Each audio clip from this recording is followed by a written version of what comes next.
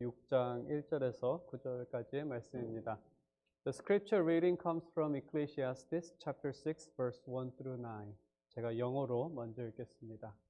This is the word of God. I have seen another evil under the sun, and it weighs heavily on mankind. God gives some people wealth, possessions, and honor, so that they lack nothing their heart desire, but God does not grant them the ability to enjoy them. And strangers enjoy them instead. This is meaningless and grievous evil. A man may have 100 children and live many years, yet no matter how long he lives, if he cannot enjoy his prosperity and does not receive proper burial, I say that a stillborn child is better off than he. It comes without meaning, it departs in darkness, and in darkness its name is shrouded. Though it never saw the sun or knew anything, it has more rest than does that man. Even if he lives 1,000 years twice over but fails to enjoy his prosperity, do not all go to the same place? Everyone's toil is for their mouth, yet their appetite is never satisfied. What advantage have the wise over fools? What do the poor gain by knowing how to conduct themselves before others? Better what the eye sees than the roving of the appetite. This too is meaningless, a chasing after the wind. 한국말로 읽겠습니다. 제가 9절까지 읽고 9절은 함께 읽도록 하겠습니다. 내가 해 아래서 한 가지 불행한 일이 있는 것을 보았나니 이는 사람의 마음을 무겁게 하는 것이다. 어떤 사람은 그의 영혼이 바라는 모든 소원에 부족함이 없어 재물과 부요와 존귀를 하나님께 받았으나 하나님께서 그가 그것을 누리도록 허락하지 아니하였으므로 다른 사람이 누리나니 이것도 헛되어 악한 병이로다. 사람이 비록 100명의 자녀를 낳고 또 장수하여 사는 날이 많을지라도 그의 영혼은 그러한 행복으로 만족하지 못하고 또 그가 안장되지 못하면 나는 이르기를 낙태된 자가 그보다는 낫다 하나니 낙태된 자는 헛되이 왔다가 어두운 중에 감에 그의 이름이 어둠에 덮이니 햇빛도 보지 못하고 또 그것을 알지도 못하나 이가 그보다 더 평안함이라.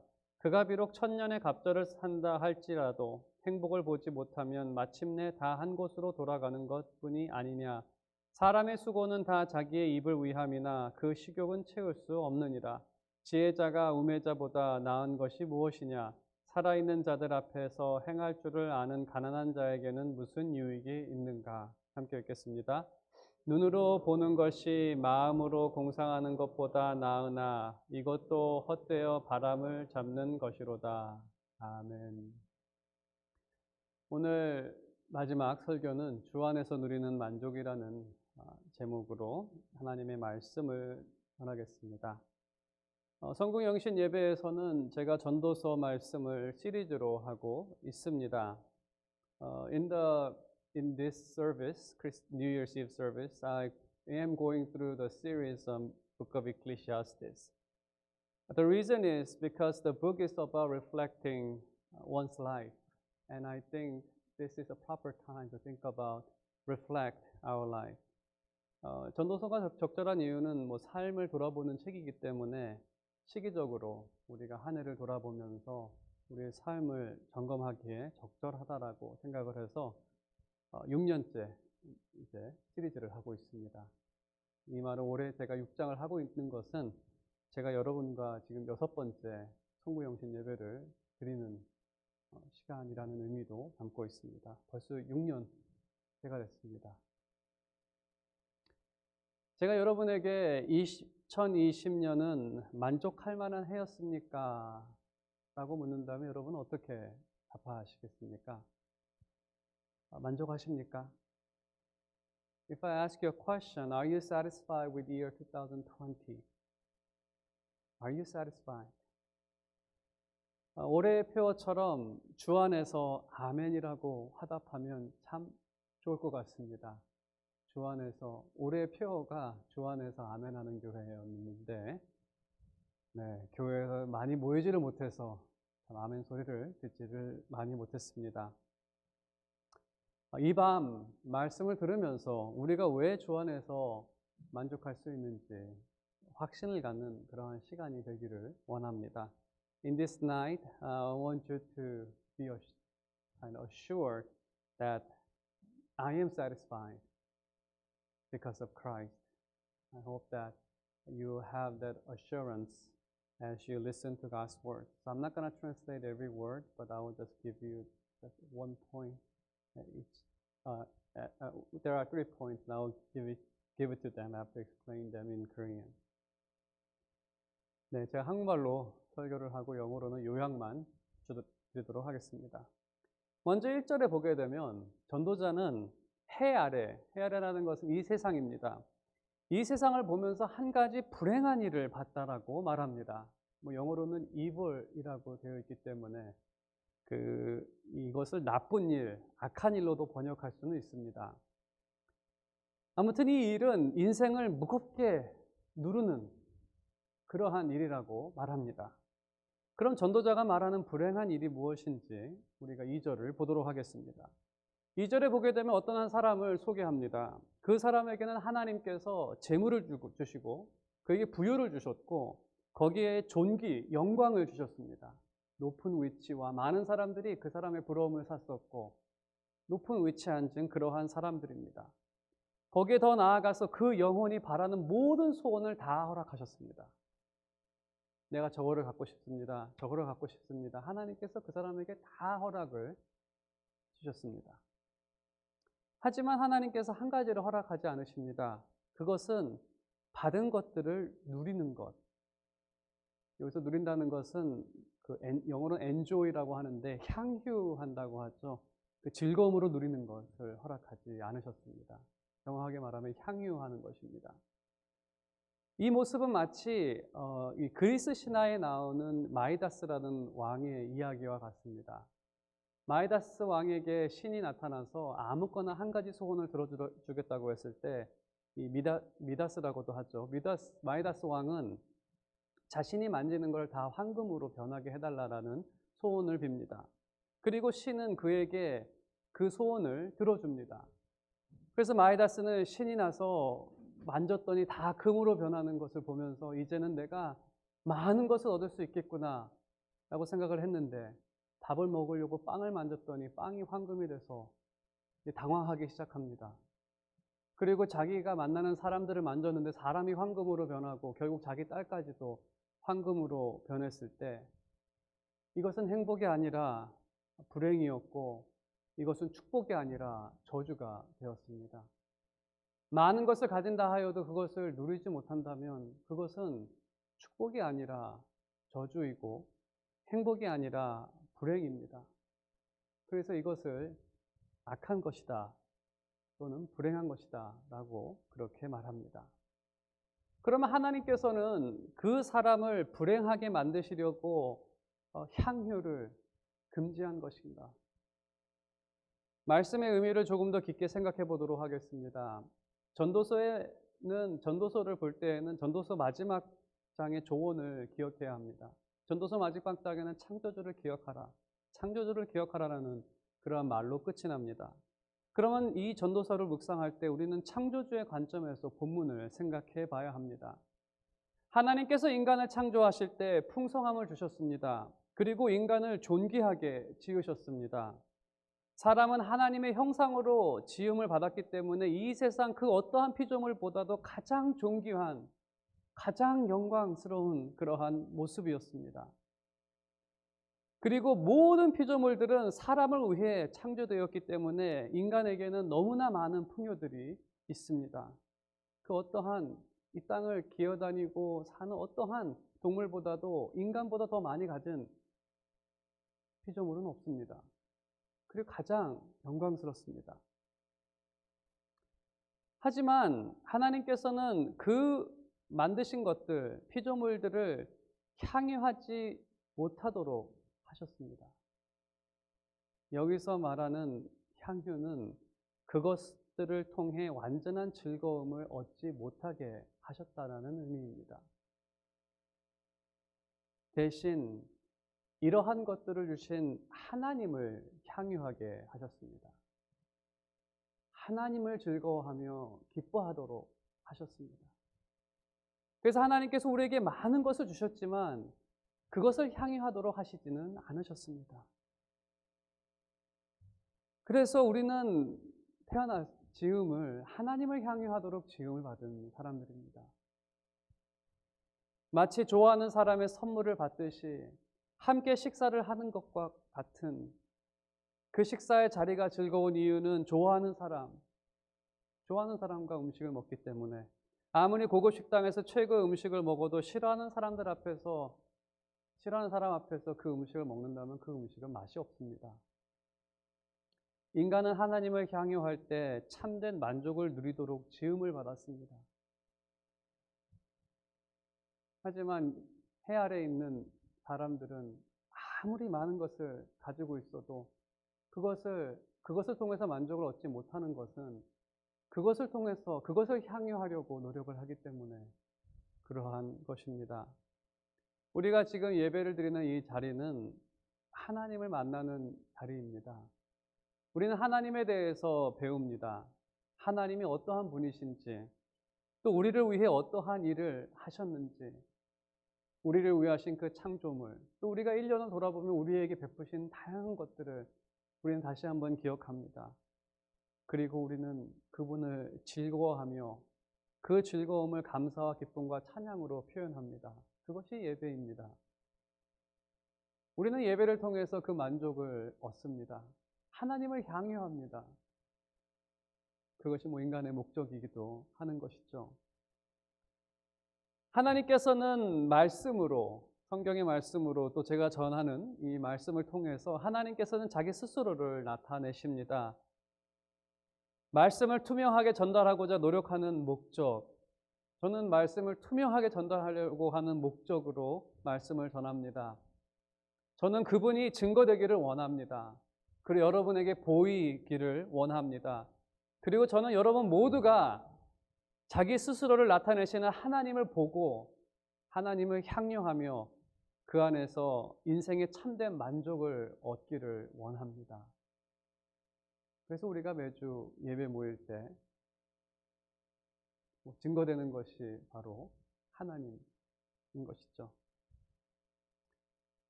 In short, in English, the summary is God did not grant a man the ability to enjoy the wealth, possessions, and honor. Here, enjoy means receiving a perfect satisfaction. Why didn't God grant a man? Because a man is created to enjoy only God. So a man may receive the perfect satisfaction when they enjoy Him. 그러면 이제 두 번째 포인트를 말씀을 드리면 3절에 있는 것처럼 인생이 만족을 얻지 못한다면 그것은 헛된 인생이라는 것을 우리에게 말하고 있습니다. 만일에 그 인생이 정말 100명의 자녀를 낳고 장수를 해서 앞에 구조를 보게 되면 1000년을 2번을 살아도 2000년을 살아도 그 삶의 만족이 없다면 낙태된 인생보다 못한 인생이라고 말합니다. 정말 충격적인 말이죠. 인생을 그렇게 오래 살아도 낙태된 사람보다 못한 삶이다 라고 전도자는 말합니다. 4절과 5절에 보게 되면 낙태된 인생이 누리지 못한 것들을 쭉 나열합니다. 낙태된 자는 참 바람과 같이 없어지는, 어둠만 보다가 사라지고 그들은 이름도 없고 햇빛도 보지도 알지도 못합니다. 하지만 5절 하반부에 있는 것처럼 하지만 그들이 오히려 더 평안한 사람들이라고. 6절을 보게 되면 이유를 또 이렇게 얘기합니다. 비록 1000년의 갑절을 산다 할지라도 2000년을 산다 할지라도 행복을 보지 못하면 결국 2000년을 살든 낙태를 당해서 죽든 다 똑같다는 의미죠.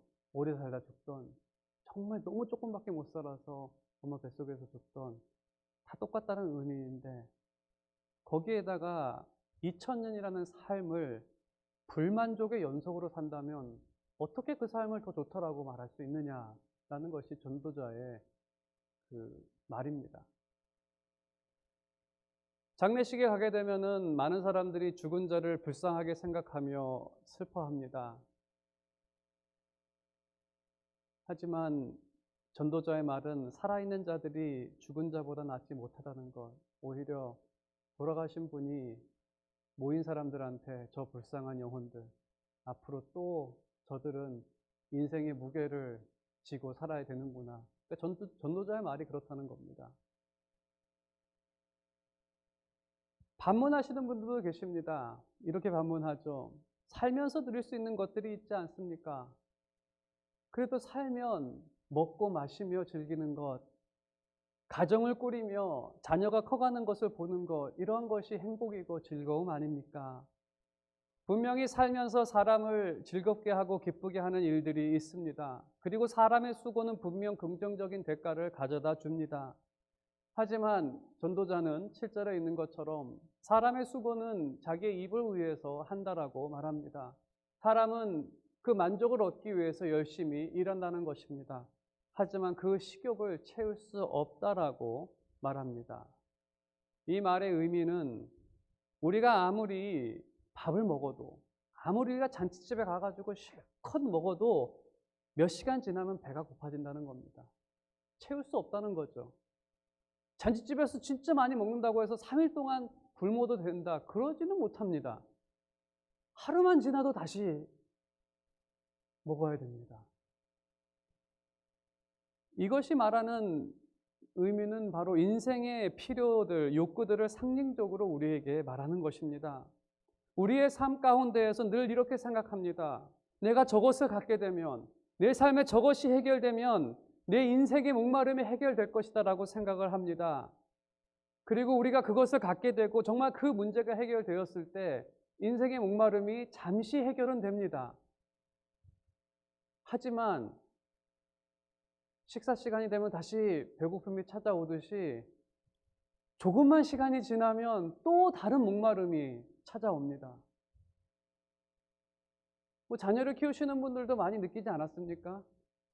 내 자녀가 대학교만 가면은, 대학교 졸업만 하면은, 그 자녀가 결혼만 하면은 당연히 그때그때마다 잠시의 만족은 있었지만 그 인생의 목마름은 다시 찾아오는, 우리가 이러한 수고를 하고 우리의 입을 위해서 수고를 하지만 그 식욕은 채울 수 없다는 것, 그것을 그 어떤 욕구들을 상징적으로 말하는 것입니다. 우리가 시대적으로 팬데믹 상황을 지금 지나가고 있는데 이 팬데믹 상황에는 참 우리에게는 많은 배고픔들이 있습니다. 굶주림이 많습니다. 정서적으로도 그렇고 감정적으로도 그렇고 사람을 만나지 못하고,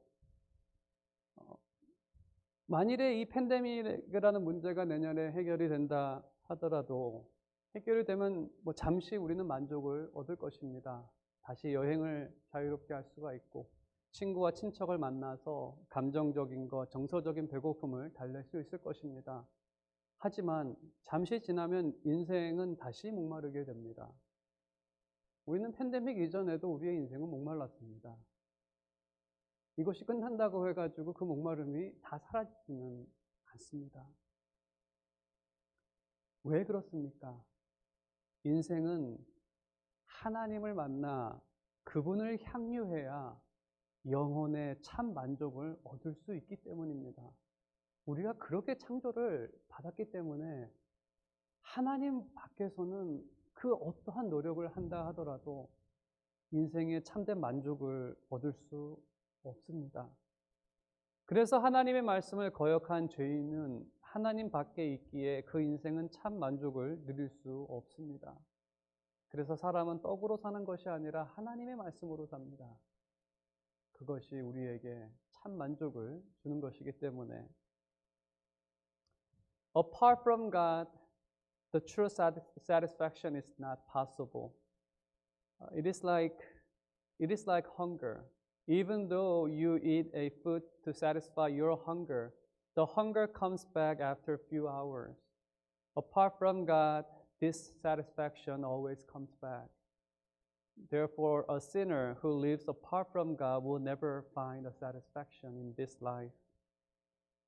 The third point, I'm going to give you a preview this time. The gospel, the good news, begins with God came to sinners and inviting them to a living water. I want you to remember this invitation and taste the Lord's goodness. 이제 우리가 복음을 생각한다면 복음이 무엇입니까? 우리가 어두움 가운데 하나님을 알지 못할 때, 목마름으로 살고 있었을 때 하나님께서 육신을 입고 우리에게 찾아오심으로 시작이 됩니다. 그리고 복음은 인생의 무게로 힘들어 지친 자들을 초청하는 소식입니다. 예수님께서는 나에게 와서 배우라 라고 말씀하십니다. 그 길을 알려주신다고 말씀하십니다. 우리가 올해 살펴봤던 말씀 가운데 수가성의 한 목마른 여인을 만나신 주님을 우리는 기억합니다. 그리고 그 말씀에서 하나님 주님께서 주시는 그 생수를 마시라고 초청하십니다. 한 여인은 주님을 만난 후 큰 기쁨을 누리게 됩니다. 그리고 그 여인은 그 기쁨을 이기지 못하고 사람들에게 이분을 알리기 시작합니다. 그 기쁨, 그 만족, 날마다 그 샘물에 가서도 얻을 수 없었던 그 만족을 주님께서 주신 것입니다. 하나님께서 팬데믹을 우리에게 허락하신 의도를 알 수는 없습니다. 하지만 결과적으로 본다면 이러한 결과들이 이제 나타났습니다. 우리가 향유하려고 했던 세상적인 것들은 조금이나마 포기하게 되었고, 그리고 조금이나마 하나님을 더 향유하게 만드는 계기가 되었습니다. 믿음의 척도에 따라 그 경험은 서로 다를 것이다라고 생각합니다. 하지만 저와 같은 경우에는 그 어느 때보다도 하나님을 더 의지하고 바랬으며, 또 그럴 때마다 오늘도 여전히 함께 동행하시는 하나님을 다시 한번 발견하게 되었습니다. 그리고 모든 성도들이 동일한 은혜를 얻기를 바라는 마음으로 사역을 했던 그러한 한 해였습니다.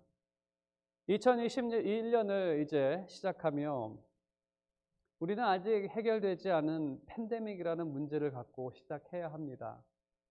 하지만 하나님을 즐거워하는 인생에게는 팬데믹이 문제가 되지 않습니다. 왜냐하면 그 인생의 모든 기쁨이 주님께 있기 때문에, 그리고 주님은 어제나 오늘이나 여전히 동일하시기 때문에 팬데믹이 온다고 해서 우리와 하나님의 사랑을 누가 팬데믹이 끊을 수 있겠습니까? 그리고 우리의 기쁨이 주님께 있다라고 한다면, 만일에 우리의 기쁨이 이 세상 재물이나 이러한 것에 있다라고 한다면 당연히 팬데믹 때문에 슬퍼할 수밖에 없겠죠. 하지만 우리의 모든 기쁨이 주님께 있고 하나님을 향유할 때 우리가 그 만족이 있다라고 한다면 그 기쁨은 우리가 빼앗기지 않을 것입니다.